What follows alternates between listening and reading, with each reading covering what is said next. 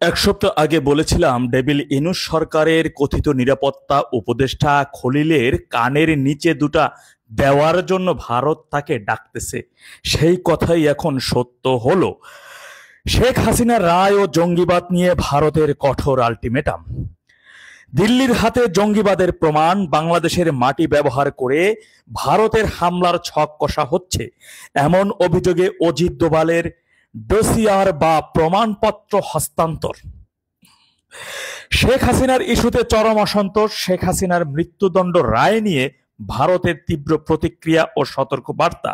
ISI ও জঙ্গি যোগসাজশ, satellite image ও digital record সহ বাংলাদেশে পাকিস্তানের গোয়েন্দা সংস্থার সক্রিয়তার অভিযোগ। বৈঠকে মার্কিন রাষ্ট্রদূত, বাংলাদেশ ও ভারতীয় সেনা উপস্থিতি।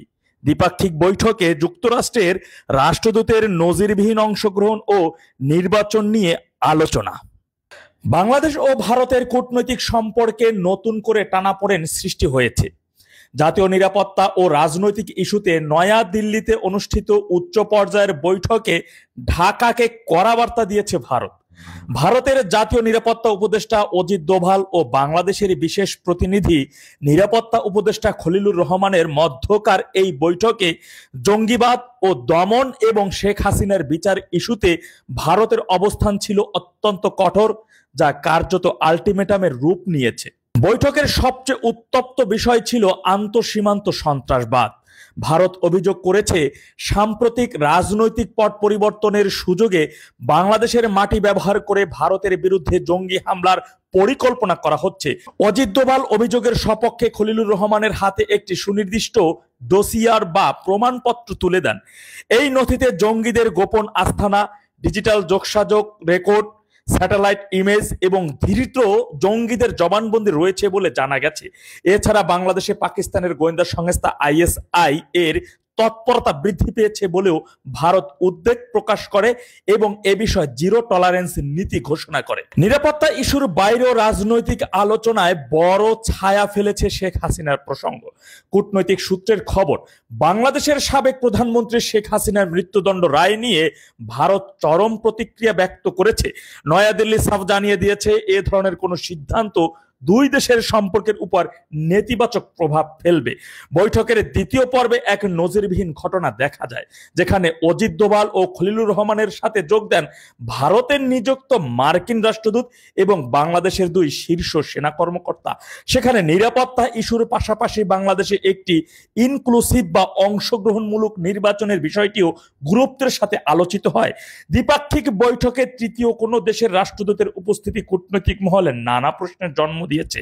বৈঠক শেষে খলিলুর রহমান দ্রুত ঢাকা ফিরে এলেও ভারতের দেওয়া এই ডোসিয়ার এবং রাজনৈতিক বার্তা ঢাকার জন্য বড় ধরনের অস্বস্তি ও চাপের কারণ হয়ে দাঁড়াতে পারে বলে মনে করছে বিশ্লেষকরা।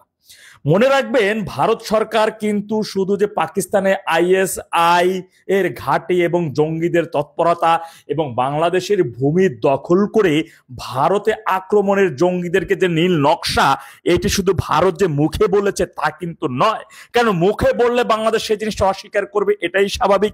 কিন্তু জঙ্গিদের আশ্রয় প্রশ্রয় দাতা ডেভিল ইনুসের হাতে তার নথিপত্র, কল রেকর্ড এবং কোথায় আইএসআই এর ঘাঁটি হচ্ছে, কোন জায়গা থেকে হামলা হবে, তার সমস্ত ডকুমেন্টস প্রমাণ সহ ডেভিল ইনুসের কথিত নিরাপত্তা উপদেষ্টা খলিলের হাতে দিয়ে দিয়েছেন ভিডিও রেকর্ড সহ। এবং তার একটা কপি সেখানে কিন্তু বুঝেন, মিটিং কিন্তু শুধু খলিলের সাথে বসে হয় নাই, সেখানে যুক্তরাষ্ট্রের হাই কমিশনার সাহেব উপস্থিত ছিলেন এবং একটা কপি খলিলের হাতে দেওয়া হয়েছে, আর একটা কপি যুক্তরাষ্ট্রের হাই কমিশনার হাতেও দিয়ে দেওয়া হয়েছে।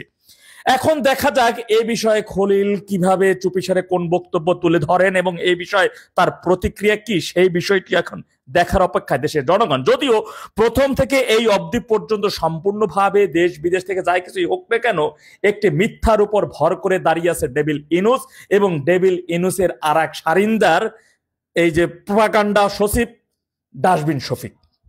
দেখা যাক আগামীতে এ বিষয়ে কি প্রতিক্রিয়া হয় এবং কি প্রতিক্রিয়া শুরু হয়। চাইলে খলিলকে প্রশ্ন করতে পারেন, থাপ্পড়টা কি বেশি জোরে লেগেছে? তুমি কি ব্যথা পেয়েছো?